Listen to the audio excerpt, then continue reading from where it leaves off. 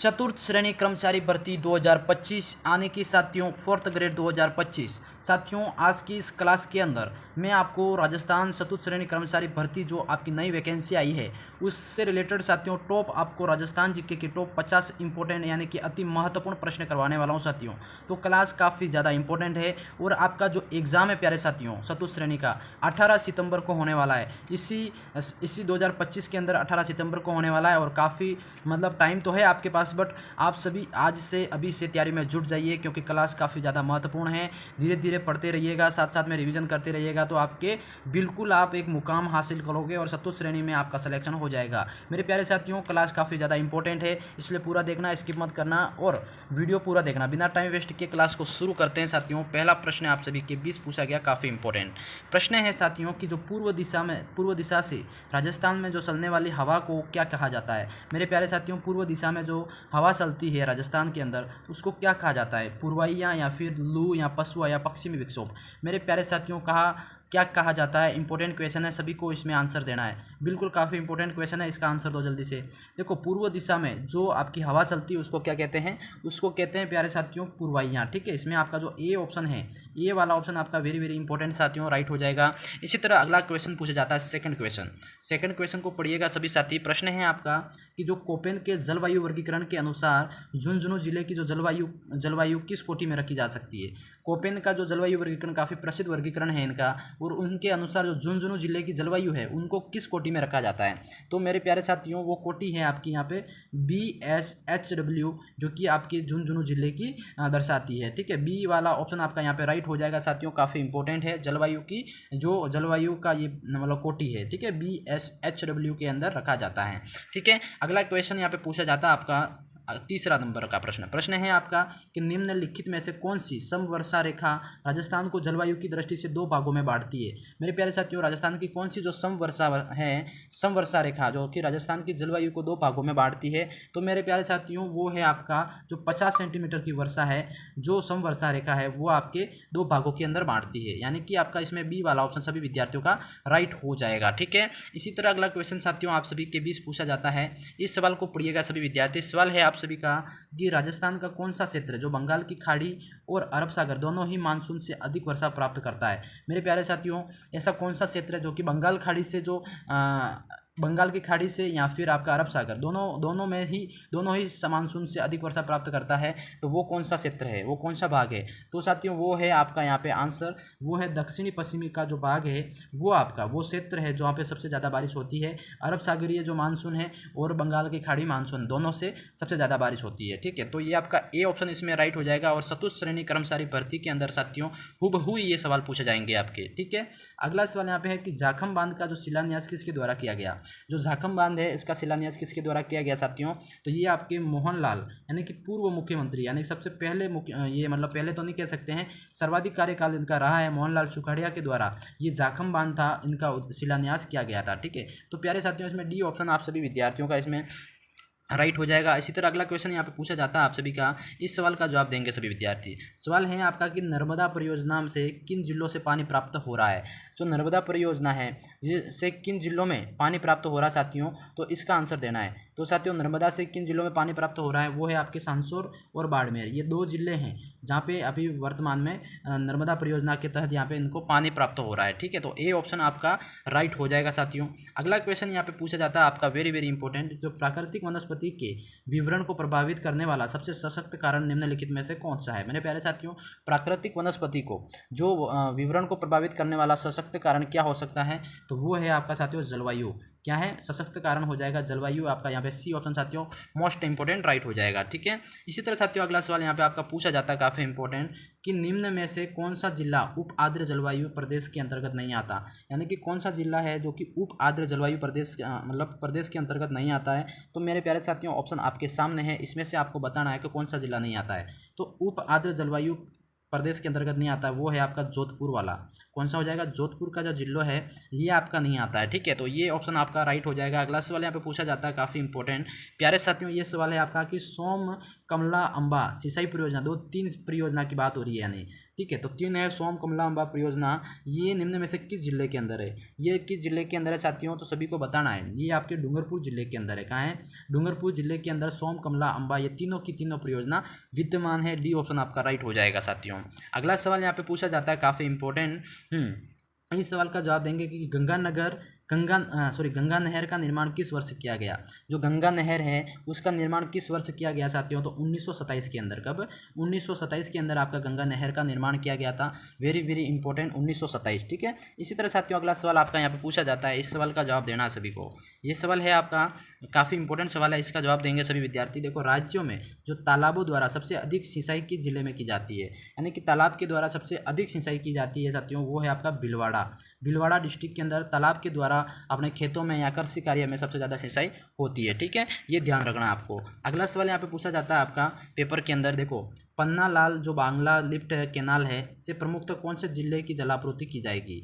मेरे प्यारे साथियों, पन्नालाल बांग्ला लिफ्ट कैनाल से किन जिलों की जो जलापूर्ति है वो हो जाएगी? तो वो आपकी बीकानेर हो गया, एक नागौर हो गया। ये 2 जिलों की जो जलापूर्ति है यानी कि जल की जो कमी है वो पूरी करेगा। तो सी ऑप्शन इसमें राइट हो जाएगा। वेरी वेरी इंपॉर्टेंट क्वेश्चन आपका राइट हो जाएगा साथियों। अगला सवाल यहाँ पे आप सभी के 20 पूछा जाता है। इस सवाल का जवाब देंगे सभी विद्यार्थी कि जैसलमेर में जो पालीवाल ब्राह्मणों द्वारा एक विकसित मौलिक पारंपरिक जो वर्षा का जो संचयन करने की पद्धति का नाम क्या है? तो पालीवाल ब्राह्मणों द्वारा जो जल को संग्रहित करने की जो विधि है वो है साथियों खड़ीन। क्या है? खड़ीन बनाकर पानी को संयंत्रित यानी एकत्रित करना, ये इनकी परंपरागत विधि थी। ठीक है, तो डी ऑप्शन साथियों इसमें राइट हो जाएगा। वेरी वेरी इंपॉर्टेंट क्वेश्चन है और आपके 100% पूछा जाएगा ये सवाल। अगला है साथियों, राजस्थान का जो तापमान है शीतकालीन में कितना हो रहता है? बताओ भाई, शीतकालीन के अंदर यानी कि ठंडी की टाइम में आपके जो तापमान है राजस्थान का कितना रहता है? तो ये रहता है साथियों 12 से 17 सेल्सियस। ठीक है, 12 से 17 डिग्री सेल्सियस रहता है और आपका इसमें ए ऑप्शन आपका वेरी वेरी इंपॉर्टेंट साथियों राइट हो जाएगा। ठीक है, अगला सवाल यहाँ पे आप सभी के बीच पूछा जाता है, काफ़ी इंपॉर्टेंट। इस सवाल का जवाब देना है कि जो इंदिरा गांधी नहर है जहाँ से शुरू होती है वहाँ से फिर अंतिम छोर कौन सा है? बताओ भाई, हिंदमल कोट से शुरू होती है और आपके ये अंतिम छोर इसका हो जाएगा गडरा रोड, जो कि बाड़मेर के अंदर है। कहाँ भाई? गडरा रोड बाड़मेर के अंदर यहाँ पे इनका एक अंतिम छोर है इंदिरा गांधी नहर का। ठीक है, ये आपको याद रखना, ये अक्सर कई बार सवाल ये भी पूछा जाता है आपका। अगला सवाल प्यारे साथियों आपका यहाँ पे पूछा जाता है कि बिसलपुर परियोजना का संबंध किस नदी से है? बताओ, बिसलपुर जो परियोजना है उसका संबंध है साथियों किस नदी से है? तो वो है आपके बिसलपुर योजना बनास नदी हो जाएगा। कौन सा? बनास नदी से इसका संबंध है और ये इंपॉर्टेंट क्वेश्चन है, हर बार की बात ये भी एग्जाम में पूछा जाएगा। ठीक है, अगला सवाल यहाँ पे प्यारे साथियों आप सभी के बीच पूछा जाता है। सवाल है, राजस्थान के किस क्षेत्र में जो तापांतर सर्वाधिक रहता है? मेरे प्यारे साथियों, किस क्षेत्र के अंदर जो तापांतर है सर्वाधिक रहता है? तो वो आपका रहता है पश्चिमी क्षेत्र के अंदर। पश्चिमी की बात करें तो जैसे जैसलमेर, जोधपुर, बाड़मेर, बीकानेर वाला क्षेत्र जहाँ पे तापांतर क्या है? सर्वाधिक रहता है भाई। ठीक है, अगला सवाल यहाँ पे आपका पूछा जाता है एग्जाम में।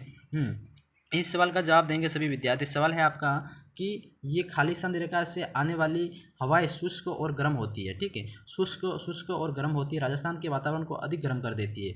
तो बताओ भाई, कौन सी की जगह से हवाएं आती है जो कि गर्म कर देती है, शुष्क और गर्म होती है और वातावरण को अधिक गर्म कर देती है? तो वो है साथियों पश्चिमी क्षेत्र से, यानी कि पश्चिम से आने वाली हवाएं शुष्क और गर्म होती है और राजस्थान के वातावरण को क्या करती है? और अधिक गर्म कर देती है। तो इसमें समझ गए सभी, ए ऑप्शन आपका इसमें वेरी वेरी इंपॉर्टेंट राइट हो जाएगा भाई।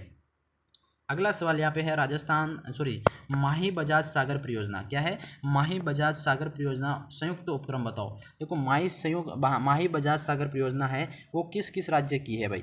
किस राज्य का संयुक्त क्रम है? तो ये आपकी हो जाएगी साथियों गुजरात और राजस्थान। किसकी हो जाएगी? गुजरात और राजस्थान की जो संयुक्त परियोजना है माही बजाज सागर परियोजना। ठीक है, सी ऑप्शन इसमें वेरी वेरी इंपॉर्टेंट आप रखा राइट हो जाएगा। अगला सवाल यहाँ पे पूछा जाएगा साथियों कि राजस्थान में जो सर्वाधिक सिंचाई की जाती है, राजस्थान के अंदर जो सर्वाधिक सिंचाई किसके द्वारा की जाती है भाई? तो ये सर्वाधिक होती है कुओं एवं नलकूपों द्वारा, यानी कि 48.72 ठीक है प्रतिशत जो सिंचाई है वो नलकूपों के द्वारा या कुओं के द्वारा की जाती है। ठीक है, हाँ बिल्कुल। अगला सवाल यहाँ पे पूछा जाता है आपका कि राज्य में जो मावट होती है वो कब होती है, किससे होती है साथियों? मावट की जो वर्षा होती है वो होती है जो भूमध्य सागरीय मानसून उठता है उससे आपकी मावट की वर्षा होती है पश्चिमी विक्षोभों के कारण। ठीक है, ये याद रखना आपको। अगला सवाल यहाँ पे आपका पूछा जाता है साथियों, सवाल काफ़ी इंपॉर्टेंट है कि BWHW प्रदेश में से मतलब प्रदेश में जिले आते हैं, यानी कि जो कोपेन का जलवायु वर्गीकरण था उन्होंने एक ये नामकरण दिया था जिसमें BWHW में कौन कौन से जिले आते हैं भाई। तो वो जिले का नाम बताना, एक तो जैसलमेर आता है, बीकानेर आता है और हनुमानगढ़ आता है। ये आपके 3 जिलों हैं जो कि आपके BWHW के अंदर आते हैं, ठीक है। तो ए ऑप्शन इसमें याद रखिएगा सभी विद्यार्थी। अगला सवाल यहाँ पे पूछा जाता है साथियों, सवाल है कि आपका कोपेन के अनुसार जो राजस्थान में जो जलवायु प्रदेश हैं, बताओ भाई कोपेन के अनुसार राजस्थान के जलवायु प्रदेश हैं तो कितने होते हैं, कितने जलवायु प्रदेश है भाई। तो आपका इसमें राइट हो जाएगा AWB है, BHHW है और आपका BWHW, यानी कि तीनों आपके इसमें राइट हो जाएगा और डी ऑप्शन आपका इसमें उपयुक्त ऑल, ठीक है, ये डी ऑप्शन राइट हो जाएगा भाई। इसी क्रम में अगला सवाल यहाँ पे पूछा जाता है आपका कि जो बैथली लघु सिंचाई परियोजना अवस्थित है, बैथली लघु सिंचाई परियोजना अवस्थित है, ये कहाँ अवस्थित है भाई। इसमें ये है बांसवाड़ा के अंदर, कहाँ हो जाएगी, बांसवाड़ा जिले के अंदर आपका ये बैथली लघु सिंचाई परियोजना स्थित है, ठीक है, ये आपको ध्यान रखना है। अगला सवाल यहाँ पे पूछा जाता है साथियों कि भाखड़ा नांगल परियोजना नांगल बांध की कौन सी नदी पर बना हुआ है। भाखड़ा नांगल परियोजना में एक नांगल बांध बनाया गया साथियों, वो किस नदी पर बनाया गया है। तो भाखड़ा नांगल बांध ये आपको या बताना है, ये है साथियों सतलज नदी पर बनाया गया है, ठीक है। हाँ, भाखड़ा नांगल परियोजना के अंदर जो किस नदी पर बांध बनाया है तो सतलज नदी पर है। उसमें से एक बांध और है नांगल बांध पूछा जाए तो वो भी आपका सतलज नदी पर ही निर्मित है, ठीक है। हाँ, अगला सवाल यहाँ पे पूछा जाता है, इसका जवाब देना सभी को साथियों। सवाल है कि सूर्य के जो उत्तरायण होने पर क्या होता है। उत्तरायण होने पे होता है साथियों आपके एक तो तापमान में वृद्धि होती है बिल्कुल, बी आपका होता है वायु दाब में कमी होती है, यानी कि इसमें ए और बी दोनों राइट है, यानी कि डी ऑप्शन साथियों आपका इसमें राइट हो जाएगा। काफ़ी इंपॉर्टेंट क्वेश्चन है और आपके एग्जाम में पूछे जाने वाले लायक हैं, ठीक है।